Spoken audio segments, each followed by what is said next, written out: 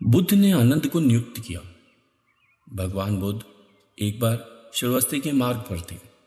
उनके पीछे पात्र और चिवर लेकर शिष्य नागसमल चल रहे थे। चलते चलते नागसमल किसी और मार्ग पर चलने की इच्छा प्रकट करते हुए बुद्ध से अपना पात्र और चिवर संभालने का आग्रह किया, किंतु बुद्ध ने कोई प्रतिक्रिया नहीं दी। यह देखकर नागसमल पात्र और चिवर धरती पर रखकर दूसरी ओर चले गए। बुद्ध ने बिना कुछ कहे दोनों वस्तुएं उठाईं और अपनी राह ली। श्रावस्ती पहुंचकर बुद्ध आसन पर बैठे ही थे कि नागसमल आ पहुंचे। उनके सिर पर चोट थी। रास्ते में चोरों ने पात्र और चिवर आदि छीन लिया। नागसमल ने चरण स्पर्श कर आज्ञा न मानने पर पश्चाताप व्यक्त किया। तब बुद्ध ने स्वयं के लिए उचित परिचायक नियुक्त करने की जरूरत बताई। 80 महाश्रावकों ने बारी बारी से परिचारक बनने की इच्छा प्रकट की, किंतु बुद्ध ने स्वीकृति नहीं दी। तब उपस्थित लोगों ने आनंद को प्रोत्साहित किया। आनंद बोले, सेवा का अधिकार तो सहज ही मिलता है। भगवान उचित समझेंगे तो स्वयं ही मुझे बुलाएंगे। तब बुद्ध ने आनंद को स्वीकृति प्रदान की।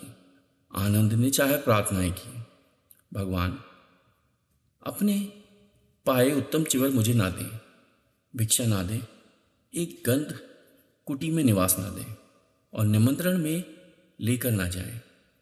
कारण पूछने पर आनंद ने स्पष्ट किया, यदि आप इन्हें मुझे देंगे तो लोग समझेंगे कि मैं आस्वार्थ के लिए आपका परिचायक बना हूं।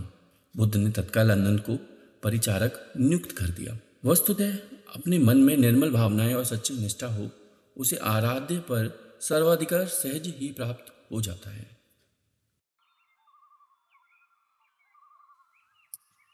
एक भिक्षु ने राजा को ज्ञान दिया। एक राजा हमेशा उदास रहता था। लाख कोशिश करने के बावजूद उसे शांति नहीं मिलती थी। एक बार उसके नगर में एक भिक्षु आया। भिक्षु ने ज्ञानपूर्ण उपदेश से राजा बहुत प्रभावित हुआ। उसने भिक्षु से पूछा, मैं राजा हूँ, मेरे पास सब कुछ है, किंतु फिर भी मेरे मन में शांति नहीं, मुझे क्या करना चाहिए? भिक्षु बोला, आप अकेले में बैठकर चिंतन करें। राजा अगले दिन सुबह अपने कक्ष में आसन जमाकर बैठ गया। तभी उसके महल का एक सफाई कर्मचारी राजा के पास आया। राजा उससे बात करने लगा। कर्मचारी से राजा ने उसकी परेशानियों पूछी, जिन्हें सुनकर उसका दिल भर आया। इसके बाद राजा हर कर्मचारी के कष्ट व दुख जानने लगा। सबकी व्यथा सुनने के बाद राजा ने निष्कर्ष निकाला कि वेतन कम होने की वजह से सभी आर्थिक रूप से त्रस्त हैं। राजा ने तत्काल उनके वेतन में वृद्धि की, जिससे वे सभी खुश हो गए और उन्होंने राजा के प्रति आभार व्यक्त किया। अगले दिन जब राजा की भिक्षु से भेंट हुई तो उसने पूछा, राजन, आपको कुछ शांति प्राप्त हुई? राजा बोला, मुझे पूर्ण रूप से तो शांति नहीं मिली, किंतु जब से मैंने मनुष्यों के दुखों का कारण और स्वरूप को जाना है, अशांति थोड़ी थोड़ी जाती रही। तब भिक्षु ने समझाया, राजन, आपने शांति के मार्ग को खोज लिया है, बस उस पर आगे बढ़ते जाएं। एक राजा तभी प्रसन्न रह सकता है जब उसकी प्रजा सुखी हो। सार यह है कि मन की शांति स्वयं के सुख से अधिक दूसरों के दुख को हरकर उन्हें सुखी बनाने से मिलती है।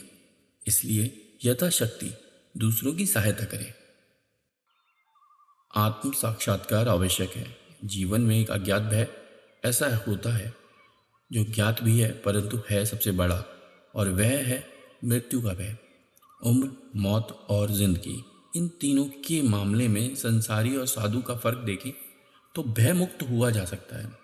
संत कितना जिए यह महत्वपूर्ण नहीं होता, कैसे जिए यह उपयोगी होता है। देह त्यागने के पूर्व बुद्ध ने जो अंतिम वाक्य कहे थे उसे समझा जाना चाहिए। हंत दानी भिक्वे आमंत यामी वो वह धमा सर्वरा आपामदिन संपदे तथा इति, अर्थात हर वस्तु नाशवान है। जीवन का संपादन अप्रमाद के साथ करो। आलस्य के साथ वासना का समावेश हो जाए तो प्रमाद शुरू हो जाता है।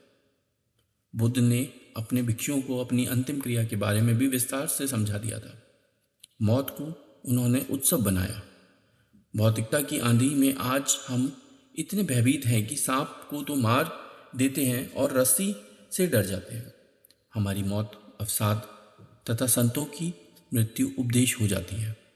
इसे दिव्य बनाने का प्रयास उम्र के हर पल में और जिंदगी के हर पड़ाव पर सतत करना होगा। कहते हैं जब बुद्ध संसार से गए तो उनकी उम्र 80 वर्ष थी, लेकिन संत समाज मानता है कि वे 40 के थे, क्योंकि जब वे 40 वर्ष के थे तब एक पीपल के वृक्ष के नीचे 7 दिन सतत समाधि में रहे और तभी उन्हें पूर्णिमा के दिन बुद्धत्व प्राप्त हुआ था। उसके बाद वे 40 वर्ष और जीवित रहे। अध्यात्म कहता है कि उम्र तो उसी को मानेंगे जिस क्षण आप स्वयं को जान गए। इसलिए याद रखें, कितना जिए यह संसार का समीकरण है, कैसे जिए यह आध्यात्म का गणित है। बुद्ध का सम्मत भाव। गौतम बुद्ध निर्जन जंगल में एक पहाड़ी पर बैठे ध्यान कर रहे थे। वहाँ चारों ओर शांति थी, कहीं कोई शोर नहीं था। ध्यान करने के लिए इससे उपयुक्त स्थान और कहीं नहीं हो सकता, यही सोचकर बुद्ध ने इसे चुना। अचानक इस निर्वाता को एक कोलाहल ने भंग कर दिया। कुछ दुष्चरित्र लोग एक वैश्या को लेकर वहाँ आमोद प्रमोद के लिए आधम किए। एक क्षण में वातावरण की पवित्रता भंग हो गई और शांति अशांति में बदल गई। उन लोगों ने मदिरापान शुरू कर दिया, उन दुष्टों ने उसे वस्त्रहीन कर दिया। इसी बीच वैश्या अवसर पाकर भाग गई। जब मदिरा का नशा थोड़ा उतरा तो वे लोग उसे खोजने निकले। थोड़ी दूर जाने पर उन्हें ध्यानावस्था में बुद्ध दिखाई दिए।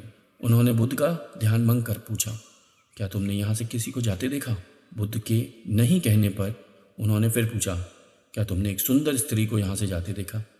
बुद्ध द्वारा इनकार करने पर उन्होंने निर्लज्जता से पूछा, क्या यहाँ से एक निवस्त्र स्त्री को भागकर जाते देखा? बुद्ध ने शांत भाव से उत्तर दिया, यहाँ से कोई गया जरूर था, किंतु वह स्त्री थी या पुरुष, मेरे लिए यह पहचान कर पाना असंभव था। जब तुम्हारा मन भी वासना विहीन हो जाए तो वह भी स्त्री पुरुष या वस्त्रधारी निवस्त्र का भेद करना भूल जाएगा। तभी दुष्ट अपनी भूल जान लज्जित होकर वहाँ से चले गए। सार यह है कि साधुता विकार रहित है और निरपेक्ष दृष्टि से देखती है। वहाँ प्राणी मात्र में किसी प्रकार के भेद के लिए कोई स्थान नहीं होता।